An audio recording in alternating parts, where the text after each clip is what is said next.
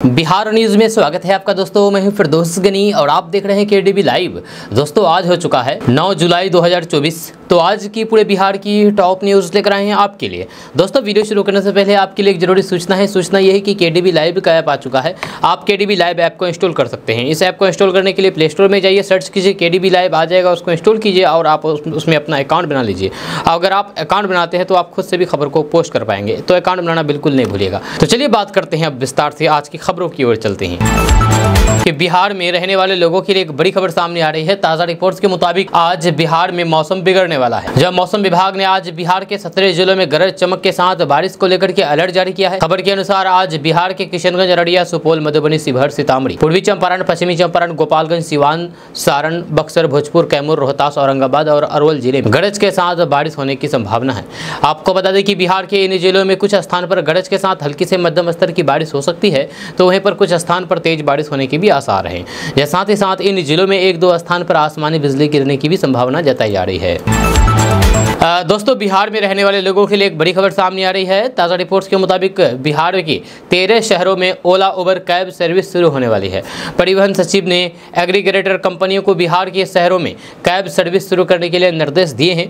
खबर के अनुसार बिहार परिवहन विभाग ने यात्रियों की सुविधा को ध्यान में रखते हुए बिहार के भागलपुर, दरभंगा, गया, पूर्णिया, वैशाली, मुजफ्फरपुर, नालंदा, सारण, मुंगेर, बेगूसराय, रोहतास, कटिहार और किशनगंज जिलों में बाइक और टैक्सी सेवा शुरू करने का निर्णय लिया गया है। आपको बता दूं कि राजधानी पटना में पहले से ही टैक्सी कैब सेवा चल रही है। अब इसे बिहार के अन्य प्रमुख शहरों में भी उपलब्ध कराने की योजना है। इस सर्विस के शुरू होने से इन शहरों के लोगों को आने जाने की सुविधा होगी और उन्हें कोई भी परेशानी नहीं होगी। जहां आपको बता दूं कि जल्द ही बिहार के 13 शहरों में ओला, उबर, रैपिडो जैसी बाइक और टैक्सी सेवा प्रदाता कंपनियों की सुविधा उपलब्ध होगी। इसको लेकर के तैयारियां शुरू कर दी गई है। अब इन शहरों के लोगों को भी कैब, बाइक बुक करके यात्रा का आनंद उठा सकते हैं। दोस्तों क्या बिहार के मुख्यमंत्री नीतीश कुमार ने अपना उत्तराधिकारी चुन लिया है? जैसे सियासी गलियारों में इसकी चर्चा शुरू हो गई है। चर्चा के पीछे की वजह भी सामने आई है। दरअसल चर्चित IAS अधिकारी मनीष कुमार वर्मा मुख्यमंत्री नीतीश कुमार की पार्टी जनता दल यूनाइटेड यानी कि जदयू का दामन थामने जा रहे हैं। माना जा रहा है कि आज 9 जुलाई को मंगलवार आज 9 जुलाई को वह जदयू की सदस्यता ग्रहण करेंगे। मनीष कुमार वर्मा 2014 में पटना जिलाधिकारी के पद पर भी रह चुके हैं। इसके बाद उन्हें पूर्णिया का भी DM बनाया गया था, जहाँ मनीष कुमार मूल रूप से नालंदा जिले के रहने वाले हैं। उनका जन्म 1974 में नालंदा में ही हुआ है। यह नीतीश कुमार की जाति से आने के साथ साथ उनके करीबी रिश्तेदार भी बताए जाते हैं और दोनों सेम जिला से हैं। अब बताया जाता है कि IAS मनीष कुमार वर्मा नीतीश कुमार के उत्तराधिकारी हो सकते हैं, यानी कि नीतीश कुमार की पार्टी का कमान मनीष कुमार वर्मा के हाथों में हो सकती है। आपका इसके बारे में क्या कहना है? नीचे कमेंट बॉक्स में कमेंट करके जरूर बताइएगा।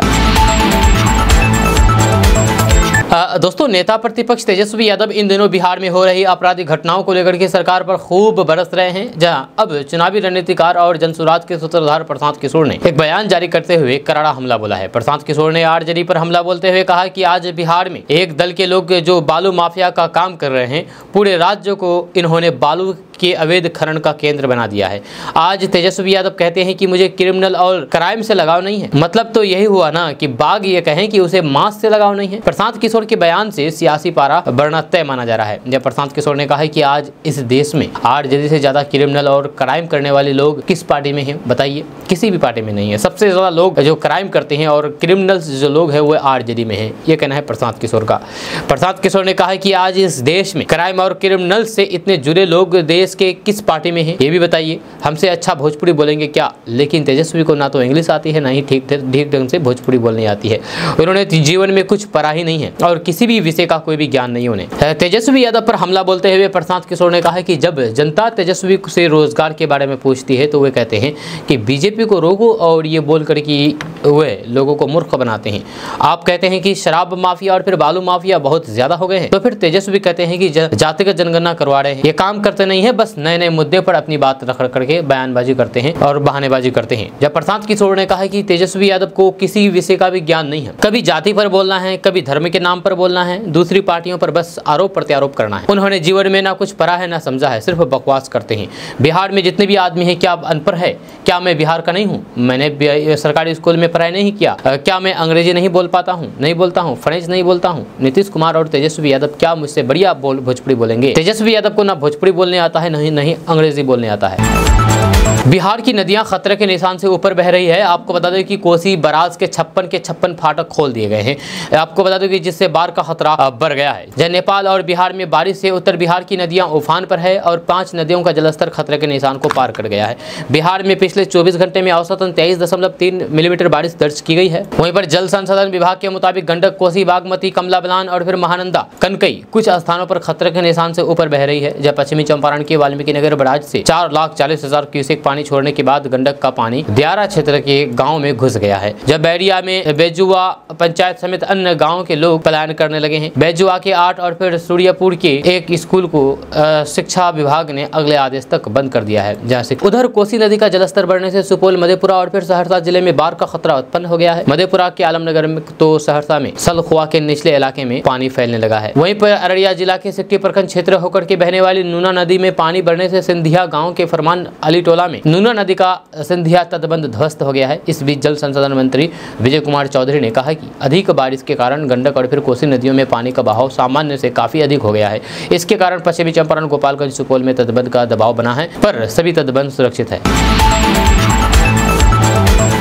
दोस्तों, बिहार के पूर्व डिप्टी सीएम और राष्ट्रीय जनता दल यानी कि आरजेडी नेता तेजस्वी यादव ने महंगाई के मुद्दे पर मोदी और नीतीश सरकार पर जमकर के निशाना साधा है। उन्होंने कहा है कि कोई भी सब्जी इन दिनों 45 रुपए किलो से कम दाम में नहीं मिल रही है। जब 45 रुपए से किलो किसी भी सब्जी का दाम नहीं है। जब पटना में ही आलू 45 से 50 रुपए किलो बिक रहा है। प्याज, टमाटर, भिंडी, हरी मिर्च, गोभी, अदरक, शिमला मिर्च, तुरई, बैगन, लौकी, धनिया, लहसुन के भी भाव आसमान छू रहे हैं। प्याज रुला रहे हैं। तेजस्वी यादव ने कहा है कि सरकार के कर्ता धर्ता महंगाई पर बोलने के लिए तैयार नहीं है। जनता महंगाई की चक्की में पीस रही है, तो फिर किस बात की डबल इंजन सरकार है। विधानसभा में नेता प्रतिपक्ष तेजस्वी यादव ने सोशल मीडिया पोस्ट के जरिए केंद्र और बिहार सरकार पर जमकर के हमला बोला। जब उन्होंने कहा कि लोगों की थाली से हरी सब्जी गायब हो गई है। दाल, चावल, नमक, तेल, घी जैसे खाद्य पदार्थों की कीमतों में भी बेतहाशा वृद्धि हो रही है।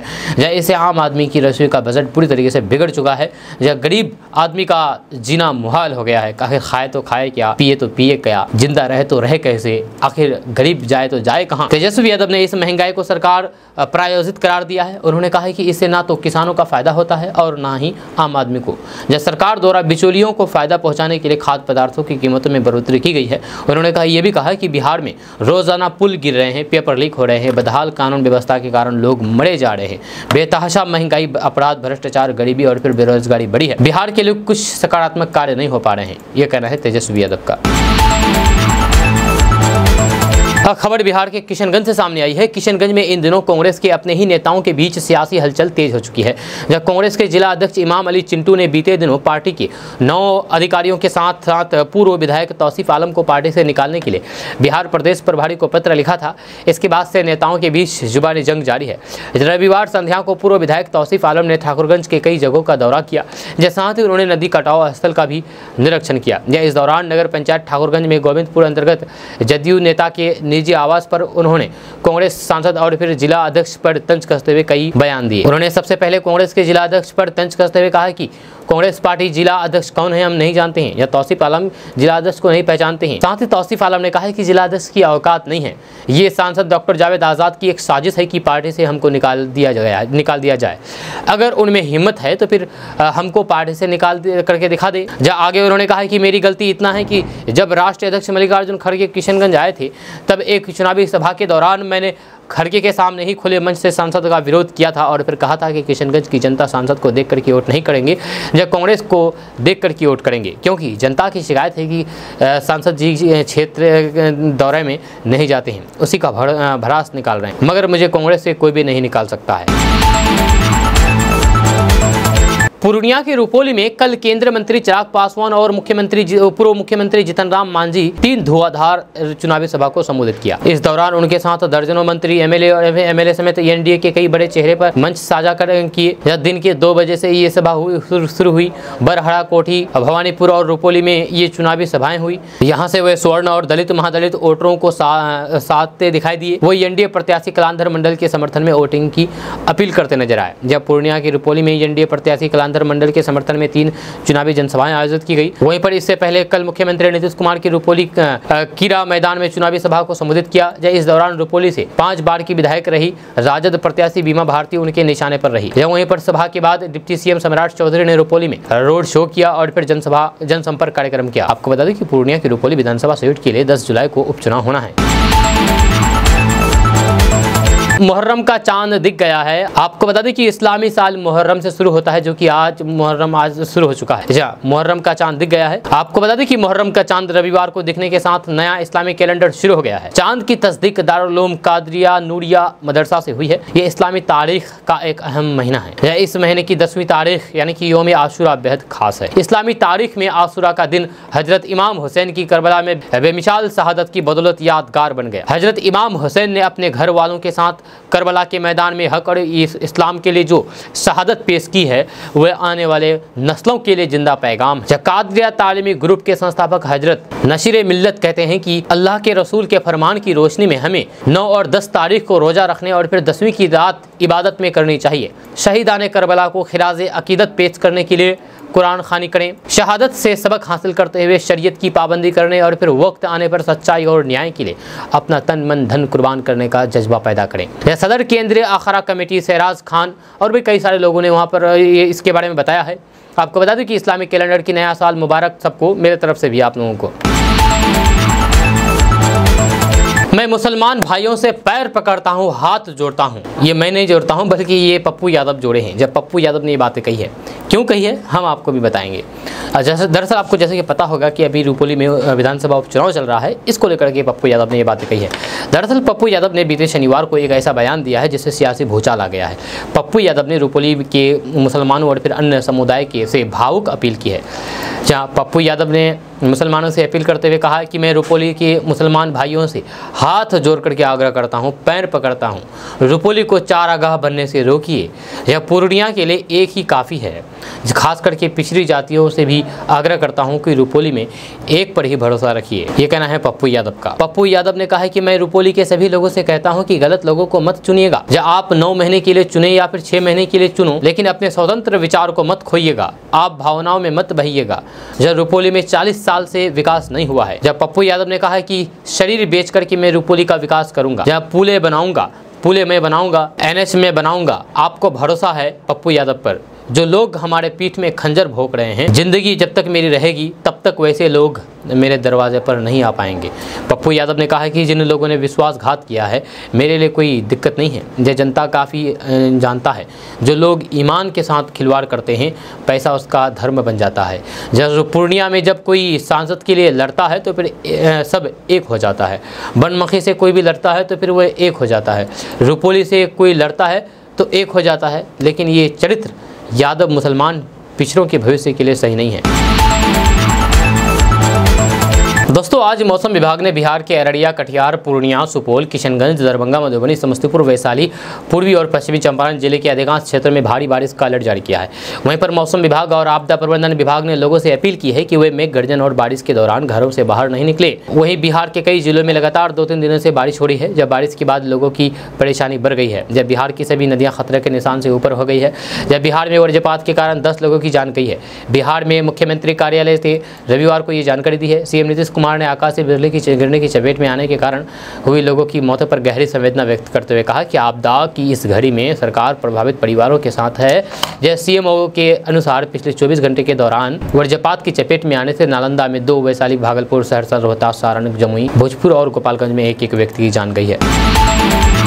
रुपोली का उपचुनाव दिन ब दिन दिलचस्प होता जा रहा है। आरजेडी प्रत्याशी बीमा भारती को अब पूर्णिया से निर्दलीय सांसद पप्पू यादव का समर्थन मिल गया है। जी हाँ, ये वही पप्पू यादव है जिन्होंने बीमा भारती को हराने के लिए पूर्णिया में वोट मांगा था। अब वो बीमा भारती को रुपोली की बेटी बता रहे हैं। पप्पू यादव ने सोमवार को प्रेस कॉन्फ्रेंस करके कहा कि मैं रुपोली की जनता से क्षमा मांगता हूँ। महागठबंधन के कैंडिडेट से अगर कोई भी गलती हुई है तो फिर उसके लिए क्षमा कीजिएगा, माफ़ कर दीजिएगा। उन्होंने ये भी कहा कि मैं सूद और ब्याज के साथ काम करूंगा। बीमा भारती कुछ करे या ना करे, जैसे ही चुनाव खत्म होगा रुपोली के विकास की शुरुआत हो जाएगी। ये मेरा आप लोगों से वादा है। पप्पू यादव ने आगे कहा है कि मैं पुनः एक बार रुपोली की जनता से हाथ जोड़ करके क्षमा मांगता हूँ। यदि कभी भूल से गलती हुई होगी तो फिर उसको क्षमा कीजिएगा। आप एक बार मेरे लिए अपनी बेटी के साथ खड़े रहिए। जब पप्पू यादव ने इस संबंध में एक्स हैंडल पर भी पोस्ट किया, उन्होंने लिखा कि विचारधारा बड़ी चीज, राजनीति में आज ये विलुप्त होती जा रही है, लेकिन मैं विचारधारा की राजनीति का वाहक हूँ। मैं कांग्रेस विचारधारा के साथ हूँ, इसलिए मेरे प्रति तमाम निजी नफरत को खारिज करते हुए रुपोली विधानसभा क्षेत्र में कांग्रेस समर्थित उम्मीदवार को मेरा पूर्ण समर्थन है। गौरतलब है कि रुपोली उपचुनाव बीमा भारती के इस्तीफा देने के बाद खाली हो गई थी। बीमा भारती ने राजद की टिकट पर पूर्णिया से लोकसभा चुनाव लड़ा था। उन्हें इस चुनाव में करारी शिकस्त का सामना करना पड़ा। जब पूर्णिया में पप्पू यादव ने जीत दर्ज की, जब लोकसभा चुनाव के बाद बीमा भारती ने राजद की टिकट पर रुपोली उपचुनाव लड़ने का फैसला किया है। उसके सामने जदयू के कलाधर प्रसाद मंडल है। बिहार में पुलों का हेल्थ कार्ड बनेगा। जी हां, आपको बता दूं कि बिहार में पुलों के रखरखाव की नीति लागू हो गई है। इस नीति के आधार पर पुलों का हेल्थ कार्ड बनाया जाएगा और रखरखाव के लिए विशेष प्रभाग का गठन होगा, यानी कि डिवीजन का गठन होगा। जब मुख्य अभियंता इस डिवीजन के हेड होंगे, इनके साथ ही अधीक्षण अभियंता, कार्यपालक अभियंता, सहायक अभियंता और कनीय अभियंताओं की टीम होगी। टीम के इंजीनियर नियमित तौर पर पुलियों की जाँच करेंगे। जाँच केवल कागजों पर ही नहीं होगी, बल्कि वीडियो और फिर तस्वीरों के साथ होगी। जहां भी उन्हें गड़बड़ी मिलेगी वे उसकी जानकारी तत्काल विभाग को देंगे। अगर रखरखाव में कोताही बरती गई तो फिर उसे चिन्हित करके विभाग सख्त कार्रवाई भी करेगा। वहीं पर बड़े, मध्यम और फिर छोटे श्रेणी में अलग अलग बांट करके पुलों का रखरखाव किया जाएगा, ताकि कोई भी पुल समय से पहले क्षतिग्रस्त ना हो सके। जब पथ निर्माण विभाग ने मार्गदर्शिका के रूप में सभी कार्यपालक अभियंताओं को इसकी प्रति भी भेज दी है। यह बिहार राज्य पुल निर्माण निगम की ओर से तैयार इस मार्गदर्शिका में लगभग 500 पन्ने हैं। नई नीति लागू होने का मकसद बिहार में हजारों पुलों को सुरक्षित बनाए रखना है। बिहार में शिक्षक बहाली को लेकर के CTET के दौरान अलग अलग परीक्षा केंद्रों से 12 मुन्ना भाई को गिरफ्तार किया गया है। गिरफ्तार लोगों में 10 पुरुष परीक्षार्थी हैं, जबकि 2 महिला है। ये सभी दूसरे के बदले परीक्षा देने के लिए दरभंगा के परीक्षा केंद्रों पर आए थे, जहां पर बायोमेट्रिक जांच के दौरान अंगूठा मिलान नहीं होने के कारण इन सभी को गिरफ्तार कर लिया गया है। फिलहाल गिरफ्तार किए गए लोगों के खिलाफ प्राथमिकी दर्ज करने के लिए प्रक्रिया चल रही है। दरभंगा ML अकेडमी परीक्षा केंद्र से 2, जिला स्कूल से 2, एंजल स्कूल से 2 और अन्य 2 सेंटर 3 परीक्षार्थियों को गलत तरीके से परीक्षा देते हुए गिरफ्तार किया गया है। शिक्षा विभाग ने सभी गिरफ्तार आरोपियों को लहरिया सराय थाना के हवाले किया। जब गिरफ्तार किए गए फर्जी परीक्षार्थियों से जब पूछताछ की गई तो उसमें एक की पहचान मधुबनी जिला के मधेपुर प्रखंड के राम प्रसाद यादव का पुत्र मनोज कुमार के रूप में हुई है। बिहार में चौकीदार की बम्पर भर्ती होने वाली है। इसके लिए अरवल जिला के अंतर्गत विज्ञापन जारी कर दिया गया है। इच्छुक और योग्य उम्मीदवार प्रकाशित नोटिफिकेशन को अच्छी तरीके से पढ़ें और दिए गए दिशा निर्देश के अनुसार आवेदन करें। जहां आपको बता दूं कि इसमें योग्यता के बारे में अगर बात की जाए तो इन पदों पर आवेदन करने के लिए उम्मीदवारों की योग्यता किसी मान्यता प्राप्त संस्थान से 10वीं पास होनी चाहिए। आयु सीमा के बारे में अगर बात किया जाए तो इस भर्ती में आवेदन करने के लिए मिनिमम उम्र 18 साल होनी जरूरी है, जबकि अधिकतम 37 साल तक के उम्मीदवार आवेदन कर सकते हैं। आवेदन की तिथि के बारे में अगर बात किया जाए तो इन पदों पर आवेदन की प्रक्रिया शुरू हो चुकी है, जो कि 20 जुलाई 2024 तक चलेगी। इसके बाद आवेदन समाप्त हो जाएगी। आवेदन प्रक्रिया के बारे में अगर बात किया जाए तो इच्छुक और योग्य उम्मीदवार प्रकाशित नोटिफिकेशन को अच्छी तरीके से पढ़ें और दिए गए दिशा निर्देशों के अनुसार आवेदन करें। अंत में वेबसाइट के बारे में अगर बात किया जाए तो वेबसाइट है www.arwl.nic.in। मुख्यमंत्री नीतीश कुमार गोपालगंज और पश्चिमी चंपारण के हवाई सर्वे के बाद वाल्मीकि नगर पहुंचे। इस दौरान मुख्यमंत्री नीतीश कुमार ने वाल्मीकि नगर गंडक बराज का औचक निरीक्षण किया और अधिकारियों के साथ बातचीत भी की। जैसे सीएम नीतीश कुमार के साथ जल संसाधन मंत्री विजय चौधरी और प्रधान सचिव प्रत्यय अमृत भी थे। सीएम नीतीश कुमार ने कंट्रोल रूम के साथ फाटकों का भी निरीक्षण किया और साथ ही गंडक बराज का भी निरीक्षण किया। निरीक्षण के दौरान मुख्यमंत्री नीतीश कुमार ने अधिकारियों को कई दिशा निर्देश भी दिए हैं। गौरतलब है कि बिहार में भारी बारिश के बाद बाढ़ का खतरा मंडराने लगा है, लिहाजा बिहार के मुख्यमंत्री नीतीश कुमार एक्शन में आ गए हैं। उत्तर बिहार के कई जिलों में बाढ़ की आशंका के बीच मुख्यमंत्री नीतीश कुमार कल हवाई सर्वेक्षण किया, अधिकारियों को तुरंत दिशा निर्देश दिया। इस दौरान मुख्यमंत्री नीतीश कुमार ने गंडक नदी के जलस्तर का हवाई सर्वेक्षण किया। उन्होंने पश्चिमी चंपारण, पूर्वी चंपारण और गोपालगंज जिले में नदियों के बढ़ते जलस्तर का भी हवाई सर्वेक्षण किया है। जहां इस हवाई सर्वेक्षण के बाद मुख्यमंत्री नीतीश कुमार अधिकारियों के साथ एक अहम मीटिंग भी की। इंस्टाग्राम पर प्यार के चक्कर में फंस करके पटना के कोतवाली थाना क्षेत्र की रहने वाली एक लड़की मुजफ्फरपुर पहुंच गई। जब जंक्शन के पास अपने प्रेमी से मुलाकात की, इसके बाद वह प्रेमी के साथ उसके किराए के कमरे पर चली गई। इसकी सूचना लड़के के दोस्त ने उनके परिवार वालों को दे दी। करीब 1 घंटे के अंदर में हथौड़ी थाना क्षेत्र स्थित लड़के के पैतृक गाँव से उसकी माँ, भाई और फिर परिवार के अन्य सदस्य पहुंचे। वहाँ पर लड़की को बताया कि लड़का मानसिक रूप से बीमार है, यानी कि पागल टाइप की है। उसका पिछले कई माह से पटना के ही एक दिमाग के डॉक्टर से इलाज चल रहा है। इतना सुनते ही लड़की के पांव के नीचे जमीन खिसक गई। इधर लड़की के गायब होने के बाद उसके परिजनों ने कोतवाली थाने में उसकी गुमशुदगी को लेकर के प्राथमिकी दर्ज कराई थी। लड़की के मुजफ्फरपुर में होने की सूचना मिलने के बाद कोतवाली थाने की पुलिस रविवार को शहर पहुंची। RDS कॉलेज के समीप एक मोहल्ले से लड़की को बरामद कर लिया, जहां उसके कथित प्रेमी को पकड़ करके काजी मोहम्मदपुर थाने पर लाया गया। वहां पर लड़की से पुलिस ने पूछताछ की तो फिर उसने बताया है कि इंस्टाग्राम पर 3 माह पहले उसकी दोस्ती हुई थी, जहां उसके बाद दोनों बातचीत करने लगे। शनिवार को वे जबरन उसका सामान पैक करके मुजफ्फरपुर बुला लिया, जहां उसका कहना था कि वहां पर आ जाओ, दोनों शादी कर लेंगे। मुजफ्फरपुर आने के बाद उसके परिवार के सदस्य ने बताया है कि वह मानसिक रूप से बीमार है, जहां अब वह उससे शादी नहीं करना चाहती है। उसने क्यों झूठ बोल करके मुजफ्फरपुर बुलाया, जहां उसको सजा मिलना चाहिए। वहीं पर लड़के के परिजन उसके मानसिक रूप से बीमार होने का सबूत डॉक्टर का पुर्जा और फिर दवा लेकर के थाने आए थे। यानी कि लड़की जिस लड़के से प्यार कर रही थी वह लड़का मानसिक रूप से बीमार निकला, यानी कि पागल निकला। दोस्तों, बिहार में पुलों के टूटने का सिलसिला कब थमेगा ये कोई नहीं जानता है। जहां हर दिन बिहार के अंदर किसी न किसी जिले से पुल के ध्वस्त होने की खबरें सामने आ रही है। बिहार में पिछले 21 दिनों के भीतर 14 पुल गिर गए हैं, जहां कल भी एक पुल गिरे हैं। मोतिहारी में 2 घंटे के भीतर 2 पुलियों के ध्वस्त होने के बाद हरकत मच गया। मोतिहारी में यह हादसा हुआ है। आपको बता दें कि उससे पहले मधुबनी में पुल धंसने का मामला अभी शांत भी नहीं हुआ था कि शाम होते होते मोतिहारी के संग्रामपुर के भवानीपुर में RW से बन रही पुलिया का आधा हिस्सा पानी में बह गया। इसका एक वीडियो भी सोशल मीडिया पर वायरल हो गया है। आपको बता दें कि वायरल वीडियो SH47 के भवानीपुर ढाला के मलाही टोला जाने वाली निर्माणाधीन सड़क का बताया जा रहा है। इलाके के लोगों का कहना है कि पुलिया निर्माण के 1 माह भी नहीं टिक सकी है और ये पुल भ्रष्टाचार की भेंट चढ़ गई। यह विभागीय सूत्रों के अनुसार MMGSY योजना से 60 लाख की योजना से PCC सड़क और फिर होम पाइप बन रहा था, जब पुलियों के काम अभी 2 दिन पहले ही समाप्त होने की बात कही जा रही है।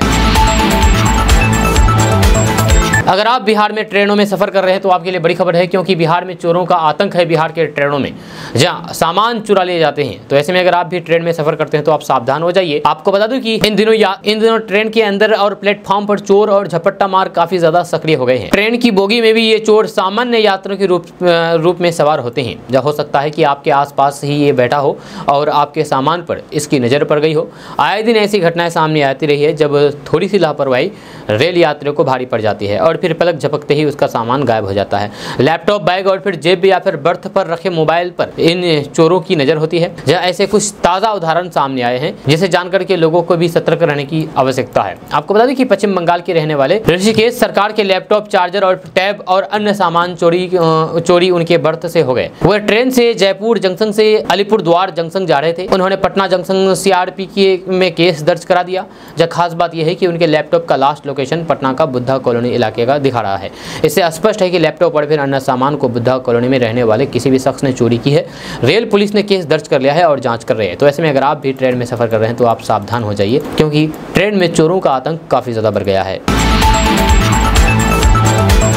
अगर आप भी नींद में खर्राटे ले रहे हैं तो आपके लिए बड़ी खबर है, क्योंकि आप अगर नींद में खर्राटे ले रहे हैं तो आपको नज़रअंदाज नहीं करना चाहिए, नहीं तो आप पर भारी पड़ सकता है, जानलेवा हो सकता है। ये बहुत ही गंभीर मामला है। जी हाँ, क्योंकि नींद में खर्राटे लेना ये कोई सामान्य घटना नहीं है, बल्कि ये गंभीर बीमारी का लक्षण है, जब गंभीर जानलेवा हो सकता है आपका। आपको बता दूं कि ये राय मेरा नहीं है, बल्कि ये राय विशेषज्ञों का है। दरअसल कल पूर्णिया API द्वारा खर्राटे की बीमारी के कारण और फिर उसके निदान पर एक सेमिनार का आयोजन किया गया था। इसमें प्रमुख वक्ता के रूप में पटना के डॉक्टर सुधीर कुमार एवं एम्स पटना के डॉक्टर दीपेंद्र राय शामिल हुए। API पूर्णिया चैप्टर के अध्यक्ष डॉक्टर RK मोदी, सचिव डॉक्टर निशिकांत एवं साइंटिफिक कमेटी के चेयरमैन डॉक्टर राकेश कुमार ने बताया है कि OS एक गंभीर बीमारी है। जब ये बीमारी में सोते समय खर्राटे के समय एकाएक सांस लेने की समस्या प्रक्रिया रुक जाती है और रोगी को काफी असुविधाएं होने लगती है। ये लक्षण हृदय यानी कि दिल की बीमारी एवं ब्लड प्रेशर ऊंच नीच का जनक है, यानी कि हाई ब्लड प्रेशर, लो और हाई का जनक है। इसमें रोगी दिन के समय सोता रहता है और फिर उसके कार्य करने की क्षमता भी कम हो जाती है। अगर ये गाड़ी चला रहे होते हैं तो फिर दुर्घटना की संभावना भी बढ़ जाती है। वहीं पर मोटापा इस बीमारी का प्रमुख कारण है। डॉक्टर देवीराम ने बताया है कि वजन बढ़ने के कारण भी खर्राटे आते हैं। जब किसी का वजन बढ़ता है तो फिर उसके गर्दन पर ज्यादा मांस टपकने लगता है। लेटते समय इस मांस के कारण सांस की नली दब जाती है और सांस लेने में दिक्कत होने लगती है। इसके अलावा डायबिटीज, धूम्रपान करना, अल्कोहल का सेवन करना, नींद की दवाई का सेवन करना इसके प्रमुख रिस्क फैक्टर हैं। मधुमेह यानी कि शुगर के ज्यादा रोगी मोटापे का शिकार होते हैं, इसलिए वजन घटाना, भोजन में नियंत्रित करना इस घातक बीमारी के से बचने के लिए मुख्य उपचार है। जब पटना के प्रसिद्ध सांस रोग विशेषज्ञ डॉक्टर सुधीर कुमार ने बताया है कि सीपेप एक ऐसा तंत्र यंत्र है जो इस तरह के रोगियों को इसके लक्षणों से बचाया जा सकता है और कई बार गले की सर्जरी से इसका इलाज संभव हो सकता है। तो ऐसे में अगर आपको भी इस तरह की बीमारी है, इस तरह की आदत है, तो आप इसको नज़रअंदाज बिल्कुल भी ना करें, डॉक्टर के पास जाएं और इलाज करें। धन्यवाद। बिहार में बढ़ते अपराध को लेकर के तेजस्वी यादव पिछले कुछ दिनों से सरकार पर हमला बोल रहे हैं। हर दिन तेजस्वी यादव सोशल मीडिया पर क्राइम बुलेटिन जारी कर रहे हैं, अपराध को मुद्दा बना करके सरकार को घेरने की कोशिश कर रहे हैं। तेजस्वी यादव पर केंद्रीय मंत्री गिरिराज सिंह ने इसी को लेकर के हमला बोला है। जी हाँ, दरअसल तेजस्वी यादव ने सोशल मीडिया के जरिए अपराध को लेकर के डबल इंजन सरकार के खिलाफ मुहिम छेड़ रखी है। हर दिन तेजस्वी यादव अपराध के आंकड़े जारी कर रहे हैं और मुख्यमंत्री नीतीश कुमार से ही नहीं बल्कि प्रधानमंत्री नरेंद्र मोदी से भी उन पर जवाब मांग रहे हैं। तेजस्वी यादव द्वारा अपराध को लेकर के सवाल उठाए जाने पर केंद्रीय मंत्री गिरिराज सिंह ने उन्हें आईना दिखाया है। दिल्ली रवाना होने से पहले पटना एयरपोर्ट पर मीडिया के सवालों के जवाब देते हुए गिरिराज सिंह ने कहा कि तेजस्वी यादव पहले 90 के दशक को याद कर लें, जब बिहार में उनके माता पिता की सरकार थी। उन्होंने कहा कि चोर अगर चोरी के खिलाफ बोलते हैं तो फिर अच्छा नहीं लगता है। आपको बता दें कि बिहार में बढ़ते अपराध और फिर लगातार पुलों के गिरने की घटनाओं को मुद्दा बना करके तेजस्वी यादव हर दिन एनडीए सरकार पर हमला बोल रहे हैं। तेजस्वी यादव के साथ उनके पिता लालू प्रसाद यादव भी बीच बीच में सोशल मीडिया पर एनडीए और नरेंद्र मोदी पर तंज कस रहे हैं। दोनों पिता पुत्र मिलकर के एनडीए सरकार को घेरने की कोशिश कर रहे हैं। दोस्तों, नीतीश कुमार का मानसिक संतुलन बिगड़ गया है। ये बात मैं नहीं कह रहा हूँ, ये बात आरजेडी की नेत्री रितु जायसवाल कह रही है। आपको बता दें कि रुपौली विधानसभा उपचुनाव में चुनाव प्रचार करने के लिए पहुंची आरजेडी की महिला प्रकोष्ठ के प्रदेश अध्यक्ष रितु जायसवाल ने मुख्यमंत्री नीतीश कुमार द्वारा राजद पर गंभीर लगाए गए परिवारवाद के आरोपों पर पलटवार किया है। रितु जायसवाल ने कहा है कि ऐसा लगता है कि मुख्यमंत्री नीतीश कुमार की याददाश्त कमजोर नहीं बल्कि जर्जर हो चुकी है, या फिर उन्हें केवल विपक्षी दलों का परिवारवाद ही नजर आता है। उन्हें बताना चाहिए कि समस्तीपुर में उनके दल से निर्वाचित सांसद संभावित चौधरी किसकी बेटी है? क्या अशोक चौधरी की बेटी को टिकट देना परिवारवाद नहीं है? रितु जायसवाल ने कहा कि नालंदा के सांसद विवेक ठाकुर के संबंध में भी उन्हें बताना चाहिए। मुख्यमंत्री को ये भी याद दिलाना चाहिए कि जमुई सांसद चिराग पासवान के बहनोई हैं और उन्हें ये भी याद दिलाना नहीं होगा कि मधुबनी सांसद अशोक यादव पूर्व केंद्रीय मंत्री हुकुमदेव नारायण यादव के पुत्र हैं। इस तरह के ही उदाहरण पूरे देश भर में भरे पड़े हैं। उन्होंने कहा कि समस्या यह है कि मुख्यमंत्री नीतीश कुमार लिखा हुआ भाषण देते हैं, लिखा हुआ भाषण पढ़ते हैं, वही बोल देते हैं। जहाँ उनके चाटुकार जो लिखते हैं वही बोलते हैं। उनकी मानसिक स्थिति का इस बात से ही पता चलता है कि वे बार बार अधिक बच्चा पैदा करने की बात करके लालू प्रसाद को निशाना साधते हैं। रितु जायसवाल ने कहा कि उन्हें शायद इस बात का मलाल है कि लालू प्रसाद यादव के सभी बच्चे लायक पैदा हुए हैं, लेकिन उन्हें अपने एक बच्चे पे भी निराशा मिली है। उन्हें इस तरीके की व्यक्तिगत टिप्पणी से बचना चाहिए। अब बिहार में पुल गिरने और धंसने के साथ ही अब स्कूल की छत भी गिरने लगी है। जी हाँ, जैसे कि आप अपने मोबाइल स्क्रीन पर वीडियो देख रहे हैं, कई सी बिहार के स्कूलों की छत गिर गई है। आपको बता दें कि मुंगेर के सदर प्रखंड के तारापुर दियारा पंचायत स्थित मध्य विद्यालय महेशपुर के पुराने जर्जर भवन की छत का हिस्सा टूट करके नीचे गिर गया। इस घटना में विद्यालय में मौजूद शिक्षक और फिर बच्चे बाल बाल बच गए। विद्यालय के प्रधान अध्यापक उत्तम कुमार ने बताया है कि विद्यालय भवन की छत जर्जर हो चुकी है। इस कारण कुछ वर्ष पहले ही केवल 2 कमरे में शिक्षण कार्य संचालित किया जा रहा था। इसकी जानकारी शिक्षा विभाग के अधिकारियों को भी दी गई थी। उन्होंने बताया है कि इस दिशा में विभागीय स्तर पर विद्यालय भवन के जीर्णोद्धार अथवा नए भवन निर्माण की दिशा में कोई भी प्रयास नहीं किया गया है।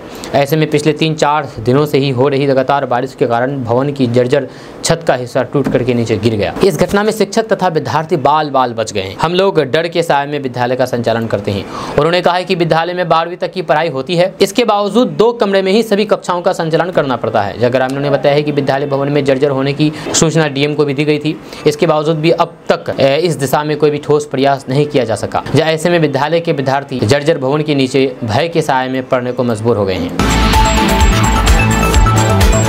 दोस्तों, बिहार में मानसून की बारिश अब आफत बनने लगी है। जब बारिश से गंगा, गंडक और फिर सोन समेत कई नदियां उफान पर है, जिसकी वजह से बिहार के कई जिलों में बाढ़ का खतरा मंडराने लगा है। वहीं पर निचले इलाके में बाढ़ की स्थिति देखने को मिलने लगी है। तेज बारिश के चलते कई जगहों पर जनजीवन अस्त व्यस्त हो गया है। आने वाले दिनों में भी प्रदेश में यानी कि बिहार में भारी बारिश का सिलसिला जारी रहेगा। जब मौसम विभाग ने अगले 5 दिनों में पटना, बक्सर, आरा, किशनगंज और वाल्मीकि नगर समेत कई जिलों में भारी बारिश का येलो अलर्ट जारी किया है। मौसम विभाग ने बिहार के अधिकांश हिस्सों में अगले 24 घंटे के दौरान भारी बारिश का येलो अलर्ट जारी किया है। इस दौरान मधुबनी, मुजफ्फरपुर, समस्तीपुर, वैशाली, अररिया, कटिहार, सुपौल, किशनगंज, पूर्वी चंपारण में बारिश होने की संभावना है। आपदा प्रबंधन विभाग ने बारिश के दौरान बिजली गिरने को लेकर के चेतावनी जारी की है। साथ ही साथ ये भी अपील की है कि बारिश और फिर मेघ गर्जन के दौरान घरों के बाहर निकलने से बचें। विभाग ने लोगों से बारिश के दौरान खेतों में काम नहीं करने को कहा है और फिर पेड़ के नीचे शरण नहीं लेने के लिए भी सलाह दी है।